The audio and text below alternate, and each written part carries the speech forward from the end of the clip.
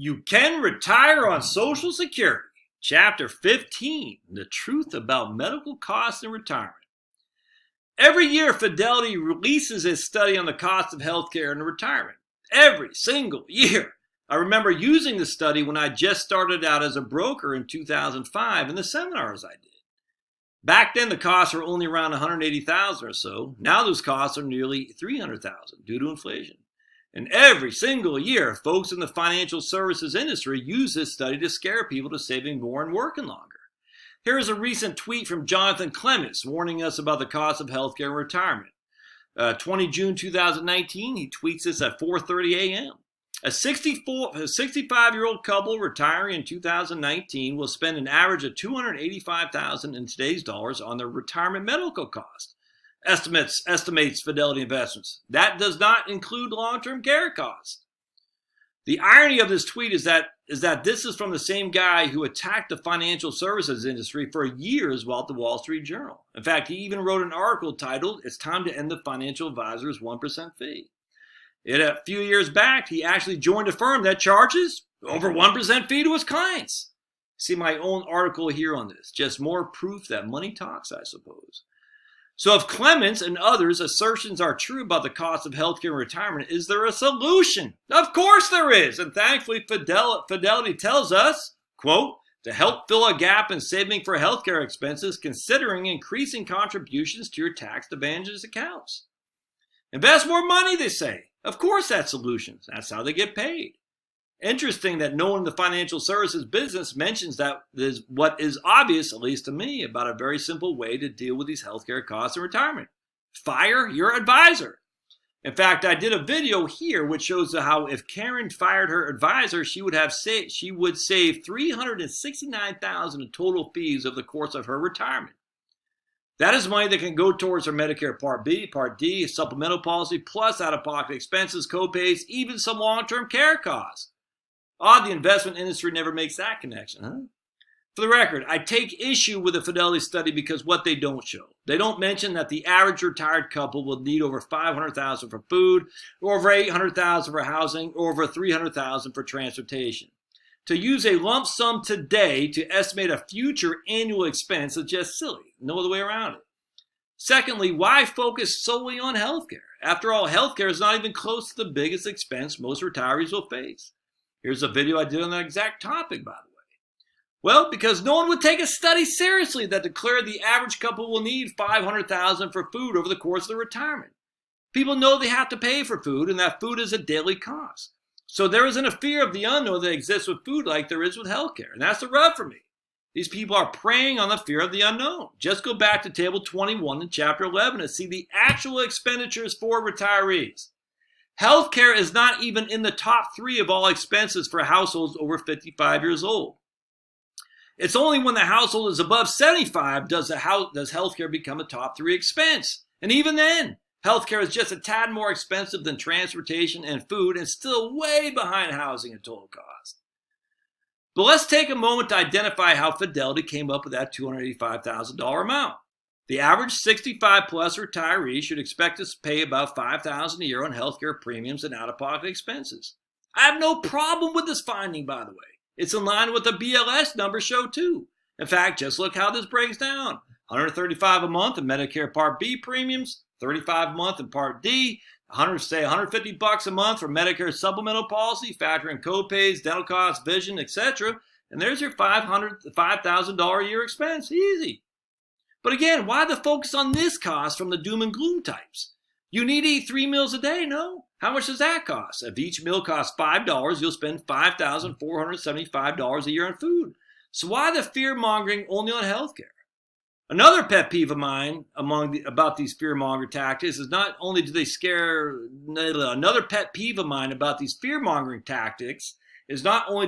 one to think healthcare costs will doom us, but they add salt to the wound with tidbits such as this, again from Jonathan Clements, 7 May 2019, again at 4:30. Out-of-pocket medical costs devour 18% of the average retiree's income, according to a Boston College study. This excludes long-term care costs. For 6% of retirees, medical costs eat up more than half their income. Notice the excludes long-term care costs. We hear this all the time from the purveyors of doom. Healthcare costs are expenses. You should be worried, and that doesn't include long-term care costs. Well, what about long-term care costs? So let's look at what long-term care costs could be. Thankfully, the good folks at Genworth had this annual study of long-term care costs.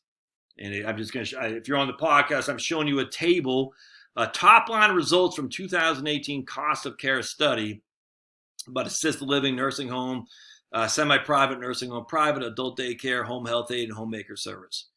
And I'm not going to read each number here for you. Just watch the video or just get the book. What is Genworth? Well, they're an insurance company that sells things like long-term care insurance, life insurance, and annuities. Do you see a pattern here? Fidelity conducts its annual survey on the cost for healthcare and retirement. It finds the costs are high, and they thankfully have solutions. Genworth conducts its annual survey on long-term care costs, and they find the costs are high too. Thankfully, they also have solutions. Woo! What would we do if these firms did not educate us on the cost of retirement and then provide solutions for us to deal with these costs? You probably heard the horror stories too of the need for long-term care. Here's a headline from an article in the Motley Fool. 70% of older Americans could face this colossal expense. Are you factoring the cost of long-term care into your retirement plan? Or this, are you taking steps to address this major retirement concern? Hint, it's an expense that 70% of seniors are likely to encounter. It's not just a Motley Fool with screams with headlines about how retirees have long-term care costs. Here's from MarketWatch. Healthcare will cost $280,000 in retirement, and that doesn't include this huge expense. And here's from USA Today. Retirement planning should include long-term care costs. There are many articles just like this, but the interesting thing is while these articles all talk about the cost of long-term care, they never seem to make mention of the likelihood you actually need it. Here's a good article from Morningstar, which published the accompanying table. Usage of long-term care. 52% of people turning 65 will need some type of long-term care services in their lifetime. 47% estimated percentage of men will need some, of over 65 will need some long-term care, and 58% of women 65 and older. 2.5 is the average number of years women will need long-term care, and 1.5 is the average number of years men will need long-term care. 14% of the people who will need long-term care for over 5 years. Now, this table may look frightening at first. After all, more than half the people who turn 65 need some type of long-term care. But then we find 57.5% is the percent of individuals turning 65 between 2015 and 2019 who will spend less than $25,000 on long-term care during their lifetime. 57.5% of people who turn 65 between 2015 and 2019 will spend less than $25,000 on long-term care during their lifetimes. 15.2%, on the other hand, will spend over $250,000 on long-term care during their lifetimes. In fact, from this study from the National Association of Insurance Commissioners and the Center of Insurance and Policy Research,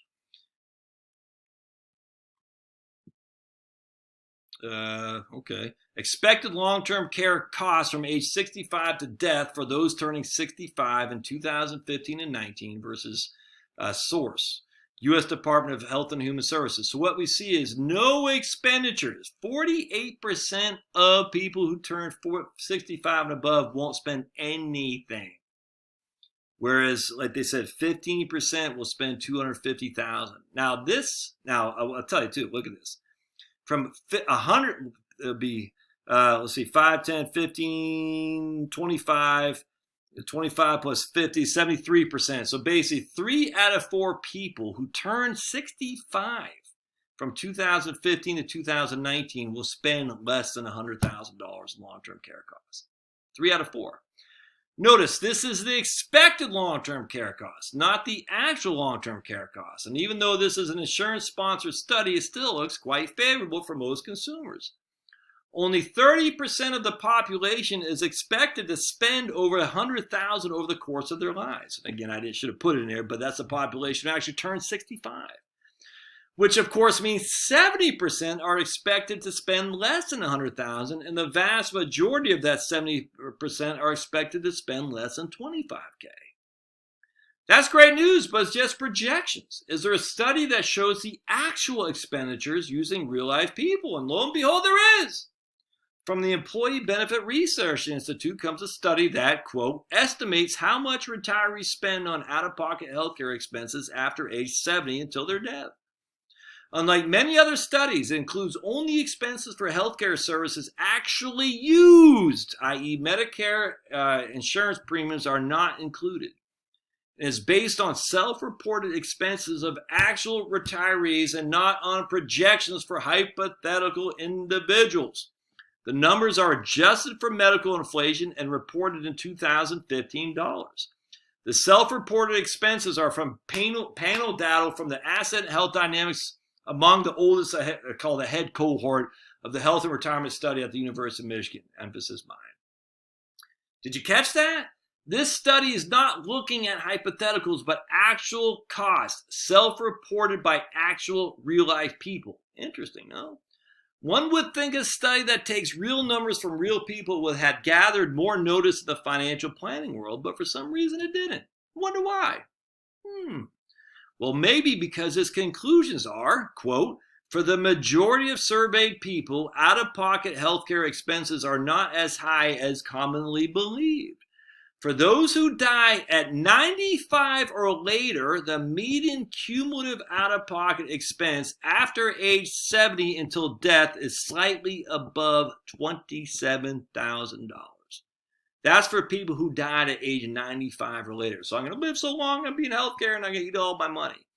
The median 90th and 95th percentile of average annual out-of-pocket expenses for the entire sample size is about $2,000, $11,000, and $19,000. The median, 2,000 is the median report. So 2,000 is the median. That means 50% of the people spent over 2,000, 50% of the people spent less. The 90th percentile, that means 89% of the people spent less than 11,000, and the 95th percentile, 94% of the people spent less than 19,000. Real live people with real live numbers. Let me repeat what this study reports. The median total cost for out-of-pocket expenses was $27,000 for those age 70 and over. The median out-of-pocket expenses, with a median annual cost of $2,000 a year. That does not sound like a catastrophe the doomsdayers have been proclaiming, does it? Maybe that's why this study hasn't garnered the level of notoriety it should, because it's quite favorable for the average consumer. I can't stress this enough. Your total cumulative median out-of-pocket cost in the entire study was $27,000. The median annual cost was $2,000. Now, the authors do say, but out-of-pocket expenses are catastrophic for some. Again, those who die at 95 or later, the 90th and 95th percentiles are nearly 172,000 or just over 269,000 respectively. Nursing home expenses are one of the biggest contributors driving the skewness of the distribution, emphasis mine. Without out-of-pocket nursing home expenses, the 90th and 95th percentiles for those who die at 95 or later drops to nearly 96,000 and 154,000 respectively. Thus, there is a small minority of folks who have big out-of-pocket healthcare costs, and the primary reason for such costs are nursing homes. Essentially, if you can stay out of the nursing home, there's a significant reason to believe that your out-of-pocket expenses in retirement for healthcare will be reasonable.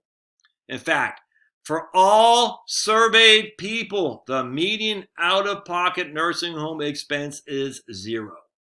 For all surveyed people, the median out-of-pocket nursing home expense is zero. Meaning that 50% of the entire survey had no nursing home expenses. Again, I cannot emphasize enough how important this is for you to understand. The numbers completely destroy the premise that the average Joe and Jane out there will be crushed by healthcare costs or retirement. Now, you might be wondering who exactly was surveyed, and rightly so. Thankfully, here's the answer. Quote, this study uses data from the Health and Retirement Service Study, the HRS, from the University of Michigan. In particular, data from the Asset and Health Dynamics among the oldest, the head cohort of HRS are used for the study. HEAD members were born before 1924 and were at least 70 years old of age when they were first interviewed in 1993. After the first interview, they were interviewed in 1995, 1998, and every 2 years since then. The initial sample size for the cohort was 8,335 people. The sample excludes spouses of HEAD members who were below 70 of age in 1993. By 2014, 6,619 members of the cohort were dead. This is the final sample size as the study focuses on the dead members of the cohort and accumulates their out-of-pocket healthcare expenses. As you can see, this is a vast survey with a huge sample size of real people that covers decades. Hard to see how this survey can be more representative of the general population. This is great information. Information you can use regarding your own financial planning. Let me share you with a conclusion. Healthcare expenses are a major risk facing retirees.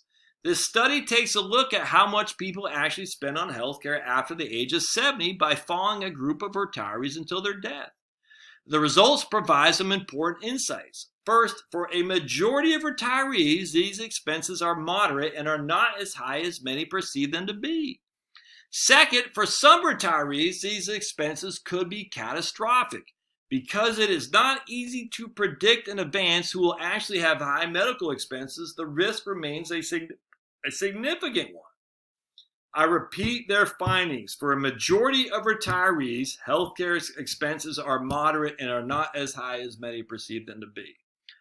Now, the authors do state that the small amount of people face catastrophic costs, and of course that remains a risk. But some folks dealing with catastrophic risk is certainly a whole different issue than what we've been led to believe that most people will.